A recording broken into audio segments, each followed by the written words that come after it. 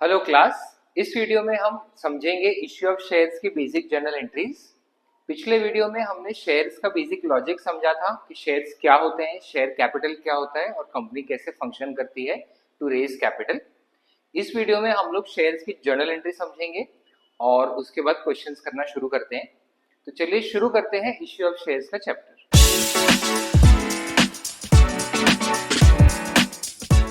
अब पिछले वीडियो में मैंने बोला था कि ये चैप्टर में बेसिकली तीन चीजें हैं। एक है जर्नल एंट्रीज, जो ये चैप्टर का मैक्सिमम पार्ट है। दूसरा है शेयर्स का बैलेंस शीट और तीसरा है कैश बुक। ये वीडियो में हम लोग पहले शुरू करने जा रहे हैं सिर्फ जर्नल एंट्रीज। पहले अभी समझेंगे कि कैसे ट्रांजैक्शन होते हैं जब कंपनी कोई शेयर्स इश्यू करती है और कैसे वो बुक्स ऑफ अकाउंट्स में जर्नल एंट्री पास करके रिकॉर्ड करती है। तो बेसिक समझाते टाइम प्रीवियस वीडियो में हमने डिस्कस किया था कि कंपनी जब कॉल करती है तो पूरा का पूरा फेस वैल्यू या पूरा इश्यू प्राइस कंपनी एक साथ कॉल नहीं करती है। रियल लाइफ में ऑब्वियसली सिचुएशन अलग है। रियल लाइफ में जब कंपनी शेयर इश्यू करते हैं तो पूरा अमाउंट एक साथ ही पे करना होता है, बट हमारे सिलेबस में उसको इंस्टॉलमेंट्स में डिवाइड किया हुआ है और मैंने आपको इंस्टॉलमेंट्स के नाम भी बताए थे। पहला होता है एप्लीकेशन, उसके बाद allotment, first call, second call. और भी कॉल्स हो सकते हैं बट अपने सिलेबस में यूजुअली ये 4 ही इंस्टॉलमेंट आते हैं। तो एप्लीकेशन के टाइम कंपनी को बेसिकली नहीं पता है कि कौन कौन पब्लिक में से शेयर्स के लिए अप्लाई करने वाला है। तो जब कंपनी एप्लीकेशन मनी रिसीव करती है कैंडिडेट से, अप्लाई करने वाले से, तभी कंपनी को पता चलता है कि एग्जैक्टली एप्लीकेशन मनी कितना आया। अकॉर्डिंगली जो सबसे पहली जर्नल एंट्री होगी वो होगी bank account debit, because company को पैसा मिल रहा है, टू शेयर एप्लीकेशन अकाउंट। अब ये एप्लीकेशन मिल जाने के बाद कंपनी जो है ये सारे एप्लीकेशन स्टडी करेगी, डॉक्यूमेंटेशन वगैरह चेक करेगी। सब कुछ सही हुआ तो कंपनी उनका अमाउंट कैपिटल में ट्रांसफर करके उनको शेयर्स अलॉट करेगी।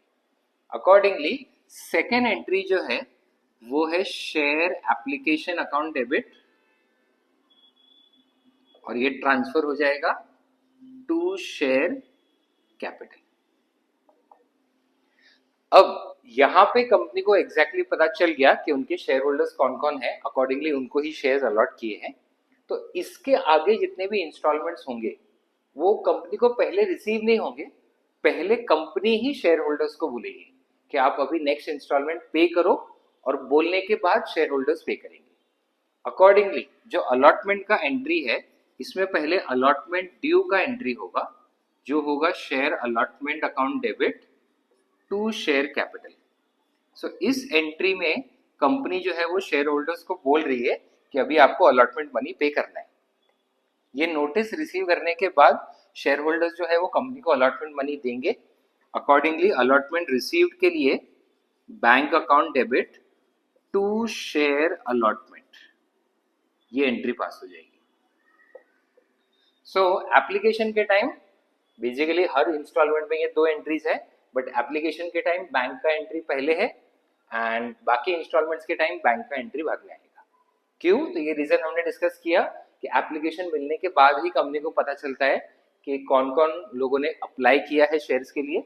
बट एक बार अलॉटमेंट हो गया तो आगे के सारे इंस्टॉलमेंट में पहले कंपनी नोटिस भेजती है, उसके बाद शेयर होल्डर्स जो है वो अमाउंट पे करते हैं।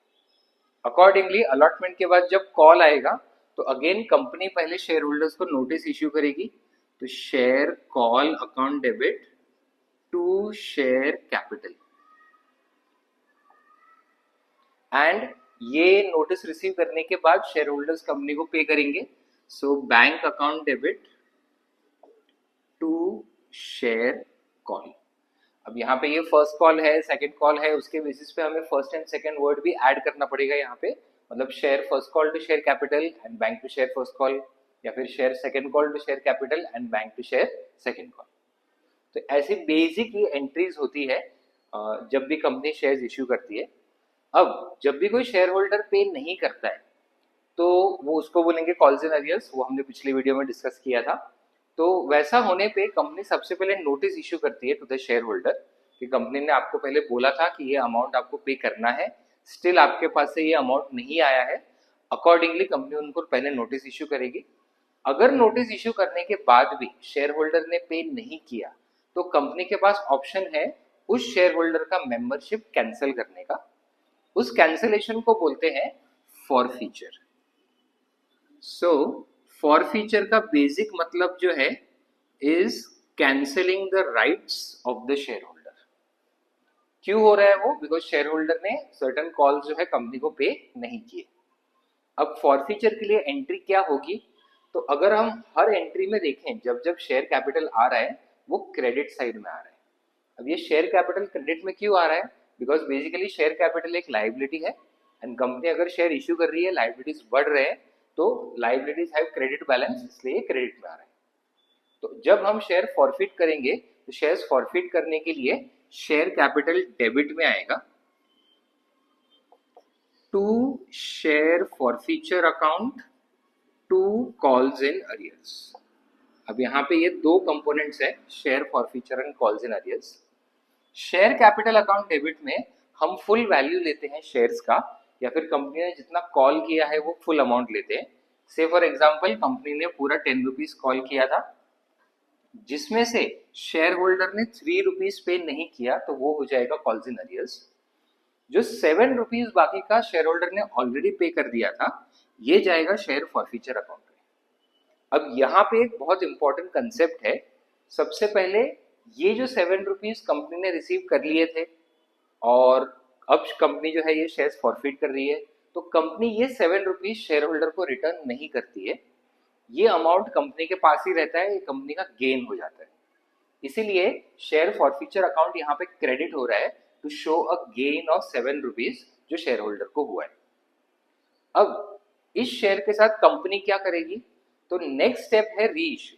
कंपनी ये शेयर किसी और को री इश्यू कर सकती है। तो री इश्यू के लिए कंपनी को पैसा मिलेगा तो बैंक अकाउंट डेबिट, बट अगर 10 रुपीज का शेयर री इश्यू हो रहा है तो यूजुअली कंपनी उसको 10 रुपीज में वापस सेल नहीं करेगी, तो उसमें कुछ ना कुछ डिस्काउंट देना पड़ेगा जिसमें कंपनी का लॉस होगा। तो वो लॉस डेबिट हो जाएगा शेयर फॉरफीचर अकाउंट में टू शेयर कैपिटल। तो से 10 रुपीज का शेयर है, कंपनी ने 8 रुपीज में इश्यू किया, 2 रुपीज का डिस्काउंट दिया, टोटल शेयर कैपिटल में आएगा 10। अब शेयर फॉरफीचर अकाउंट यहाँ पे 2 बार यूज हुआ है।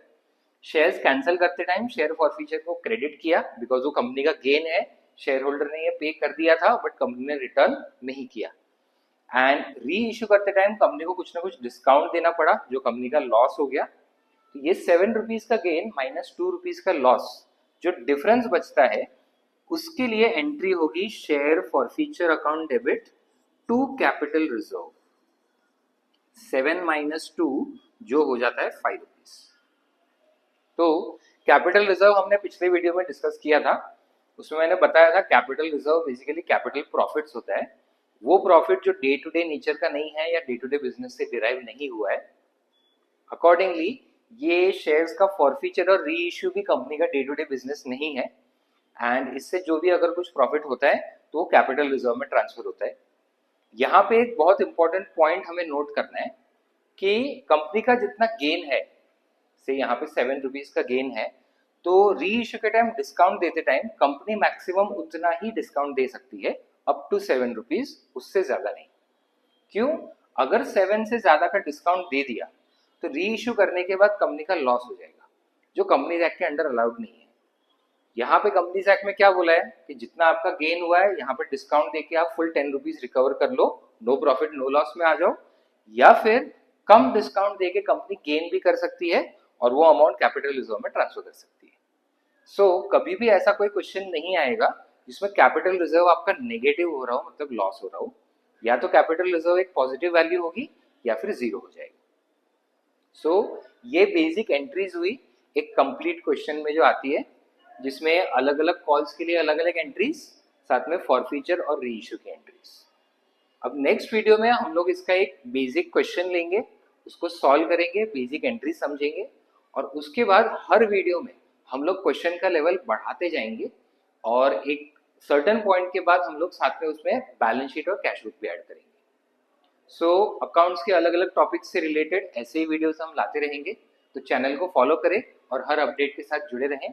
मिलते हैं अगले वीडियो में, तब तक पढ़ते रहें।